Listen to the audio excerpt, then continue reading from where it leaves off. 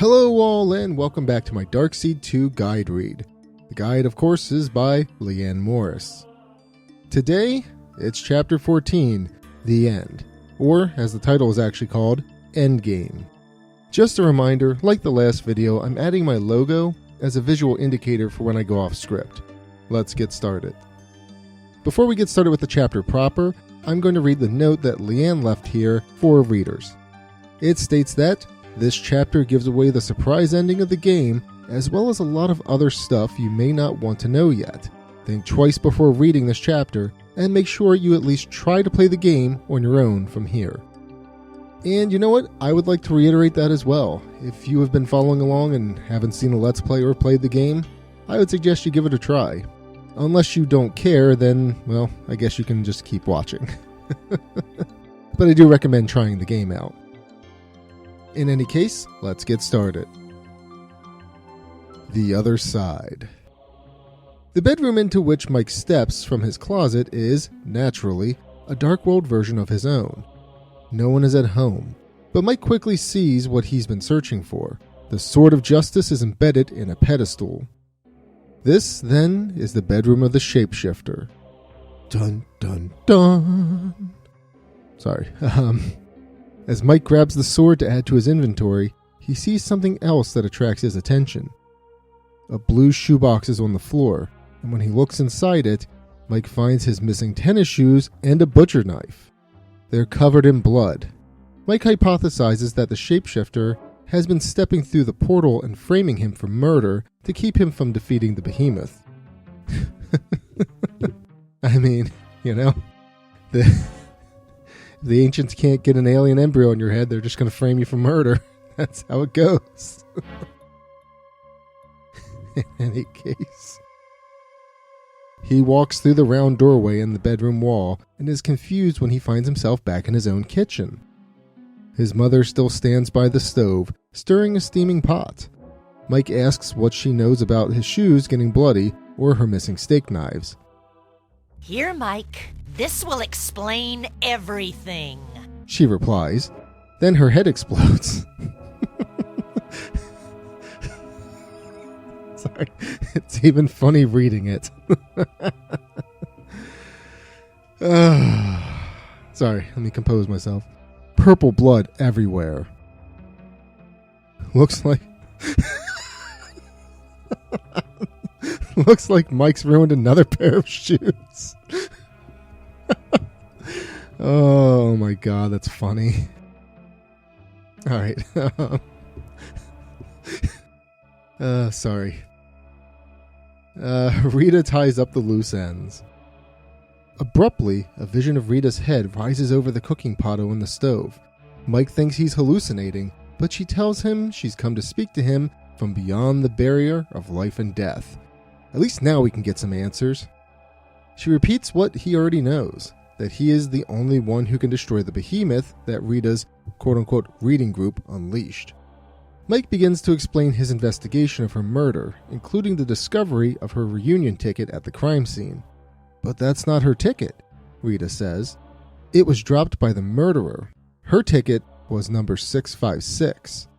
The ticket Mike found was number 655. The tickets were bought at the same time. Mike still doesn't get it. Are you saying that the Shapeshifter invited you to the reunion too?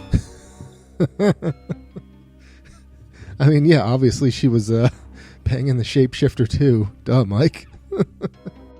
Sorry. Your jealousy is clouding your mind again, Mike. That was always the problem between us, and it will lead to your downfall. The reading group seances were harmless at first. She and Paul had simply wanted to contact dead writers, but in the ultimate cosmic wrong number, they reached the ancients instead. The aliens needed humans to make a creature capable of living in the normal world. They reprogrammed the thought patterns of the group so they could communicate with the power generator. Rita's job was recruiting other members to the group, which is why she slept with Mr. Ramirez, Mayor Fleming, and Doc Larson. Sheriff Butler and Mike were both too jealous to become members of the cult. Mike criticizes Rita for being a pawn of the ancients, but Rita tells him he's a pawn too. His first visit to the Dark World gave the aliens enough knowledge of the normal world to create a behemoth to destroy it. The Sword of Justice can stop the behemoth, but only if the creature is trapped in the Dark World. Once it travels across into the normal world, it will be invincible and humanity will be lost. It will suck out the life force from the entire human race, then wake the ancients from their sleep to nourish them for a virtual eternity. Rita's words are a plea for Mike to not let her go to the beyond with so much blood on her hands. Then her apparition vanishes. When he leaves the kitchen, he finds himself in a Dark World version of his living room with a truly strange bathroom mounted on the wall. The electricity here works, so he can control the door leading to the outside, a place even more gloomy, he says, than the rest of the Dark World. I'm going to say citation needed on that. It looks actually pretty bright. In fact, I'd say it's actually brighter than the most of the other areas. Okay, the Behemoth. With time running out, Mike wastes no time in getting back to the power center. An unpleasant surprise awaits him. Paul's head is now mounted on the generator, giving it enough power to hatch the Behemoth. Mike runs to the incubator, only to have his worst fears confirmed. The glass top has been broken from the inside, and a slime trail leads back toward the generator. Well, how do we miss it?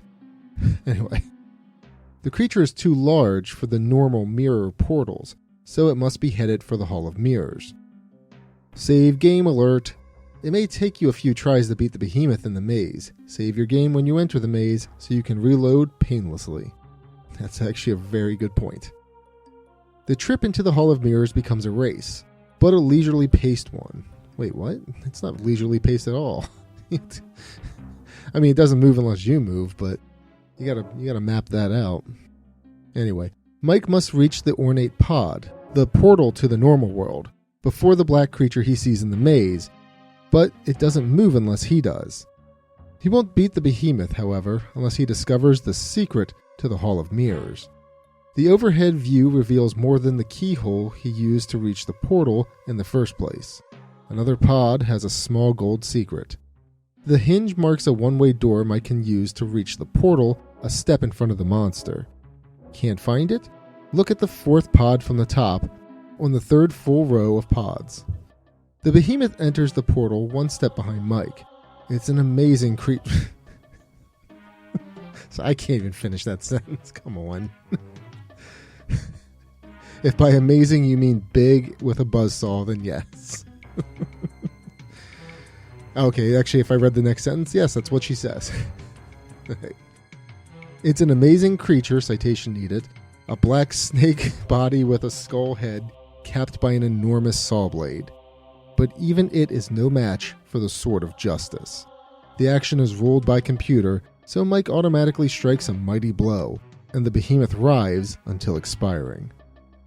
You know, I almost wonder if they did intend for there to be action a la like Harvester, but I'm almost glad that they didn't. Almost. Kind of would be funny to see Mike swinging a sword around or something. Using the points. With his major mission completed, all Mike must do now is destroy the Ancients so they won't create another Behemoth. The time to use the points has arrived.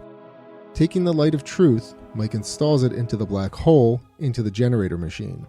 The Scrolls of Wisdom fit into the narrow slot on the same machine. And the Sword of Justice easily snaps the white cable leading from the generator to the ancient spaceship. In a spectacular explosion, the ship is destroyed. Within seconds, the Keeper of the Scrolls congratulates Mike on saving the normal and dark worlds.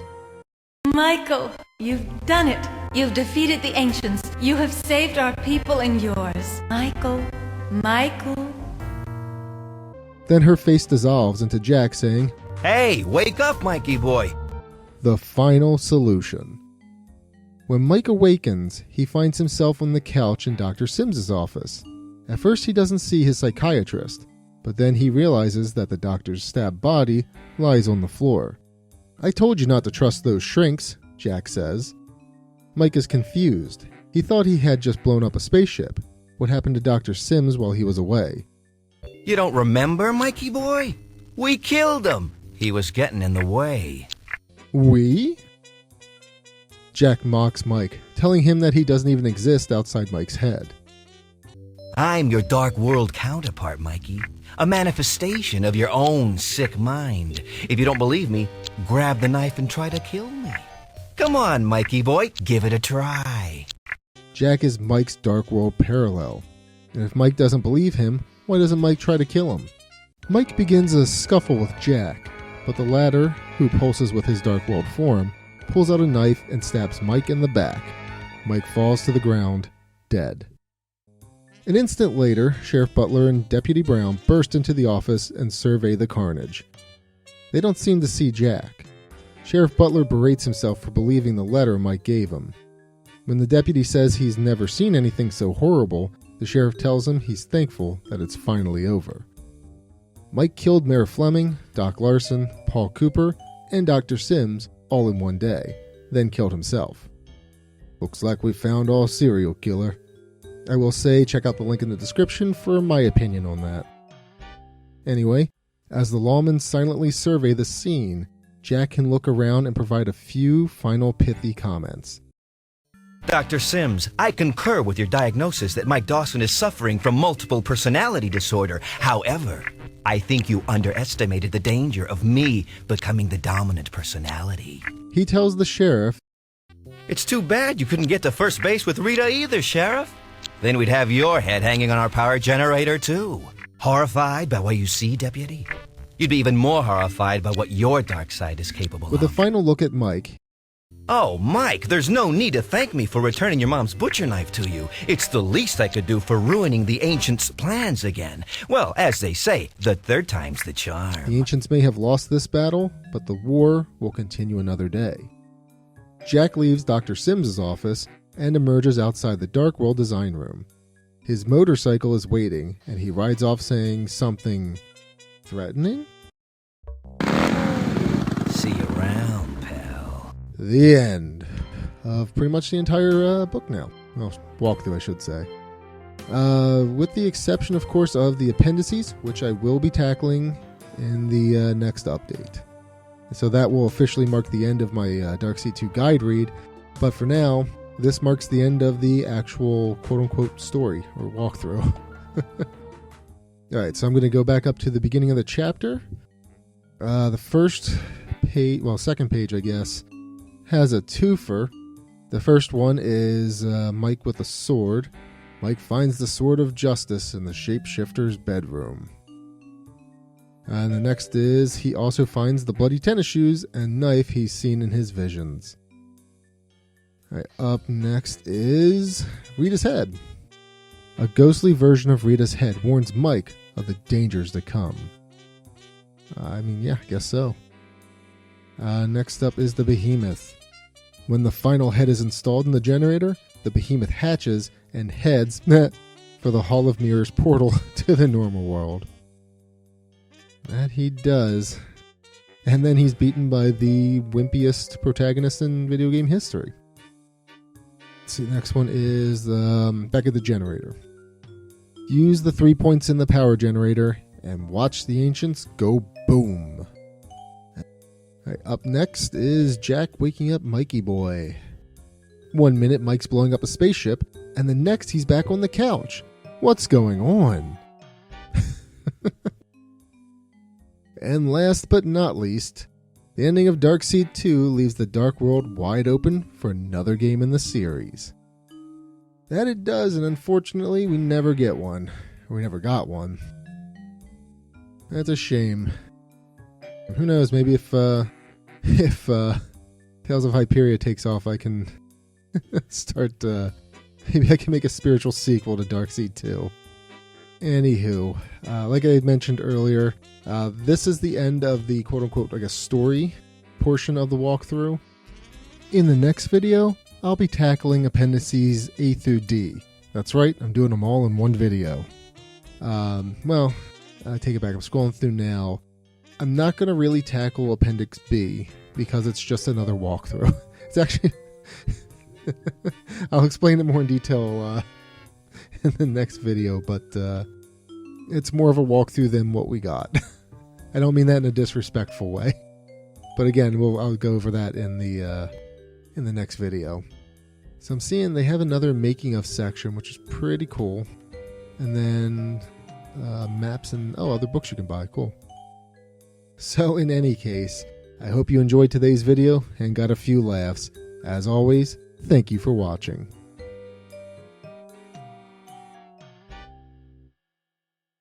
Hey all, I have some big news. The latest Tales of Hyperia: The Crimson Knight demo has been officially released. Relive the magic of classic gaming with this new retro-inspired JRPG demo designed for the Game Boy. Immerse yourself in unique pixel art, an epic quest, and turn-based battles that harken back to the golden age of RPGs. Check out the link in the description to play the demo.